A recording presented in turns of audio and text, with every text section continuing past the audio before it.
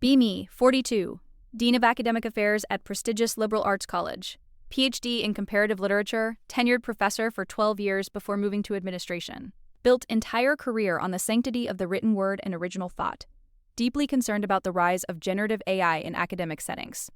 Believed ChatGPT and similar tools were existential threats to critical thinking and the value of a degree. Posted frequent thought pieces on LinkedIn about the hollowing out of the human intellect by algorithms. Viewed myself as the last line of defense against the automation of education. Board of Trustees was worried about reputation loss if our graduates were seen as prompt engineers rather than thinkers. Promoted to dean specifically to implement a hardline stance on academic integrity regarding AI. One of my first actions was securing a contract with a top-tier AI detection software company. Let's call the software VeritasScan. Sales reps promised 99.8% accuracy in distinguishing human text from machine generation. I was sold on the idea of an objective, scientific standard to police authenticity. Drafted a zero-tolerance AI policy that was the strictest in the state. Policy stated that any assignment flagged with a high probability, over 50%, of AI generation resulted in an automatic zero. 2 flags resulted in immediate expulsion and revocation of scholarships. Explicitly removed the appeals process for technical disputes, stating that the software's algorithm was the final arbiter of truth. Presented policy to the faculty senate, emphasizing that we had to be ruthless to save the institution. Some computer science professors raised hands, asking about false positives and bias against non-native speakers. I shut them down, arguing that technology detects technology and that skeptics were just soft on cheating. Rolled out the policy fall semester with terrified freshmen looking on. Put up posters in the library. Your mind is the only tool you need. VeritasScan is watching. First month was a bloodbath. Over 150 students flagged on their first papers. Professors were hesitant, but I pressured them to report every single flag to my office. Held mandatory hearings where I lectured crying 19-year-olds about ethics. First major casualty was a junior named Elias, a physics and philosophy double major. Elias was on a full merit scholarship. Brilliant kid, known for being socially awkward and speaking very formally. He submitted a 20-page thesis proposal on quantum mechanics and existentialism. VeritasScan flagged it as 92% AI generated. Called Elias into my office for an expulsion hearing. He sat there, pale and shaking, holding a stack of handwritten notebooks. Elias explained that he writes in a very structured, logical way because of his autism diagnosis. Said he doesn't use contractions and has a large vocabulary, which the machine was misinterpreting. Showed me his notebooks, pages of equations, and paragraphs drafted in pencil. I looked at the notebooks but dismissed them. I told him, anyone can transcribe AI text into a notebook after the fact to create an alibi. I said the software detects syntax patterns that are statistically impossible for humans to sustain over 20 pages. Told him that hiding behind a disability diagnosis to excuse academic dishonesty was a new low. Elias begged, asked to rewrite the paper in a proctored room without electronics. I refused, citing the policy. The attempt to cheat forfeits the right to a second chance. Expelled Elias effective immediately.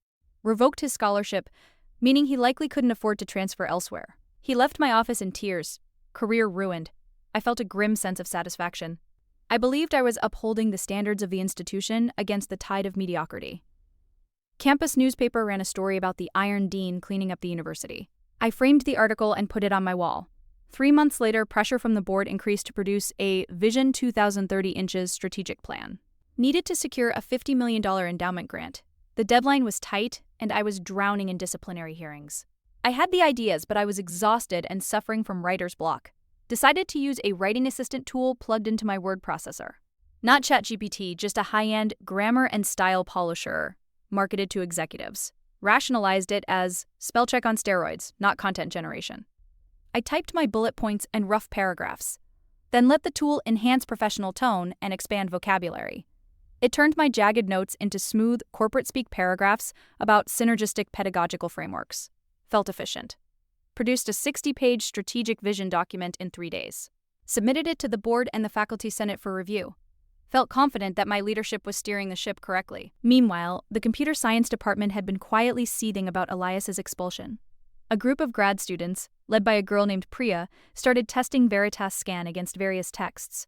They found that the U.S. Constitution, the Bible, and my own previous published papers flagged as human, but they noticed a pattern. Dry, bureaucratic, and highly structured text often triggered false positives. Priya requested a meeting with me to discuss concerns about algorithmic bias. I accepted, thinking I could lecture them on the infallibility of our expensive software. Priya came in with 2 other students. They were polite, recording the meeting with my permission for minutes. Priya asked if I stood by the absolute accuracy of Veritas scan. I said, "The algorithm identifies statistical anomalies that do not occur in natural human writing." She asked if I believed that a high percentage score was irrefutable proof of cheating. I said, "Yes, a 90% score means there is no doubt." She asked if I had written the Vision 2030 inches document entirely by myself. I said, "Of course, it represents my strategic direction for this university." She reached into her bag and pulled out a report. It was a Veritas scan analysis of my Vision 2030 document. The score was 98% AI generated. My stomach dropped. I laughed nervously. "That's ridiculous. I wrote that. I have the drafts." Priya said, "Did you use any tools? Any enhancers?" I hesitated. "I used a grammar polisher."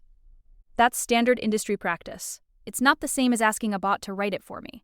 Priya pointed to the policy I had written and signed. Section 4, Paragraph 2. The use of any algorithmic text generation, enhancement, or predictive text software to alter the substance or tone of academic work is prohibited. She said, "By your own definition, you have violated the zero tolerance policy." I felt the trap snap shut. I became defensive. "I am the dean. This is an administrative document, not a graded assignment. The context is different." Priya replied, "So the standard of integrity applies to 19-year-olds learning physics, but not to the leadership defining the university's future?" I ended the meeting abruptly. "This discussion is over. Your data is flawed." They left, but they had the recording of me admitting I used an enhancer and dismissing the result. 2 days later, the story broke in the campus paper. Dean's vision plan flags 98% fake, hypocrisy at the top. The student body went feral. Memes of my face with the caption, "Rules for thee, not for me," plastered all over social media. The board of trustees called an emergency session. They were furious, not about the AI usage, but about the PR disaster. Then came the lawsuit. Elias, the expelled physics student, had found a lawyer. They were suing for wrongful expulsion, defamation, and breach of contract. The damages claimed were massive, citing loss of future earnings as a physicist. The cornerstone of their evidence was Priya's analysis of my document. If the software flagged the dean's own writing as AI, how could it be trusted to expel a student? The university's legal counsel grilled me. "Did you write the policy that bans enhancement software?" "Yes." "Did you use enhancement software on the board report?"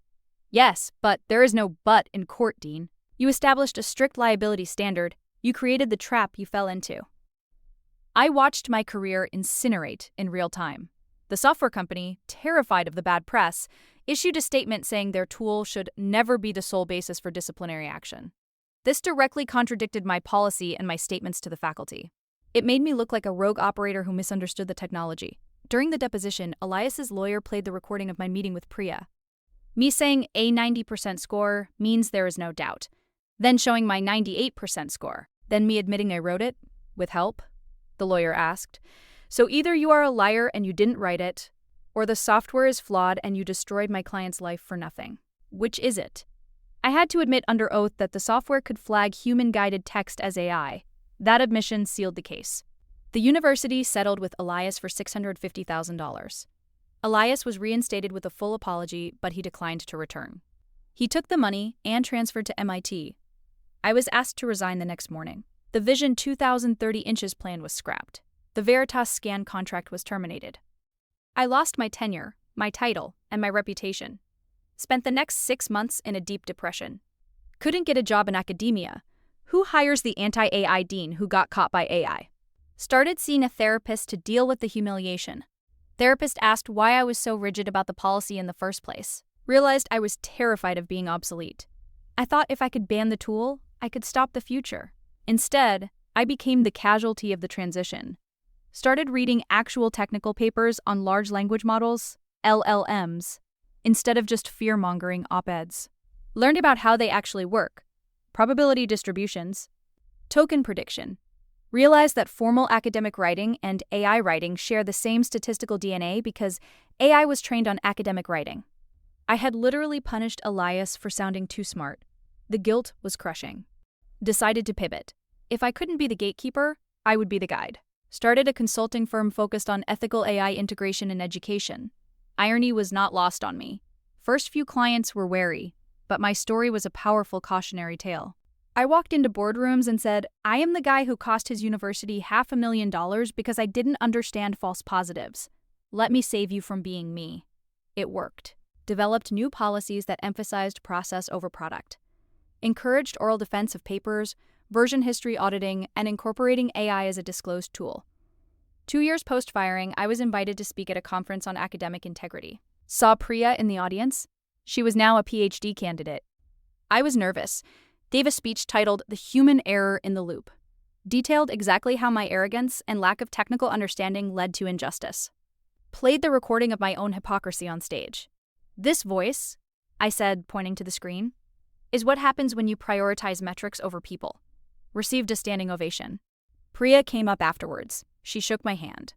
You ruined the vision plan, but you accidentally fixed the policy. The new dean listens to us now. It was a weird form of forgiveness. 5 years later, published a book. The False Positive, Navigating the Gray Areas of AI. Chapter 4 was entirely dedicated to Elias. I had tracked him down to ask permission to tell the story. He was working at a fusion research lab. He signed the release form but added a note. Maybe use a spell checker on this draft. It reads a bit robotic. I laughed for the first time in years about the situation. My consulting business grew. Encountered a case at a medical school. Administrator wanted to fail a resident for using AI to summarize patient notes. Resident was dyslexic and used the tool to organize thoughts, then verified everything manually. Administrator quoted my old zero tolerance logic, almost word for word. I sat the admin down. Showed him the data on how detection tools flag medical terminology as AI because it's highly standardized. Showed him the lawsuit settlement check from my case. You aren't fighting a robot, I told him. You're fighting a lawsuit you will lose. The admin backed down. The resident stayed. Felt like I had balanced the scales just a tiny bit. 7 years out, technology has moved so fast that detection is now widely considered impossible and obsolete. My old hardline stance looks archaic, like banning calculators in the 80s. But the lesson remains. I realized that integrity isn't about avoiding tools. It's about honesty regarding how you use them. I had been dishonest with myself about my own need for help with that vision document. If I had just admitted, I'm stuck, I used a tool to unblock my flow, none of this would have happened. My hubris was the error, not the machine. Now I teach a workshop called Writing with Cyborgs. I teach students how to use AI to brainstorm, structure, and critique, but to never let it do the thinking. I force them to run their own raw writing through detectors to see the randomness. Watching a student's face when their heartfelt personal essay gets flagged as 70% AI is the best teaching moment. It breaks the illusion of the objective algorithm immediately. 10 years after the incident. Received an email from Elias. He just won a prestigious physics prize for his work on plasma stability. Subject line, thought you should know. Body, I used an AI to help format the bibliography of my acceptance paper. I cited it. Nobody cared. I printed the email, put it in the frame where the Iron Dean article used to be. I lost my job, my status, and my ego. But I learned that being human is messy, inconsistent, and often requires help. And that trying to force humanity into a percentage box is the most robotic thing a person can do. The recording of my downfall is still on the internet somewhere. Occasionally, a student finds it and asks, "Is that you?" I smile and say, "Yes, that's the version of me that thought he knew everything." Don't be him. Be the student who questioned the data. That is my complete story of how I tried to ban the future and got run over by it. From enforcing zero tolerance to teaching nuance. From believing in software supremacy to believing in human context. Best mistake of my life, even if it was an expensive one. End of log.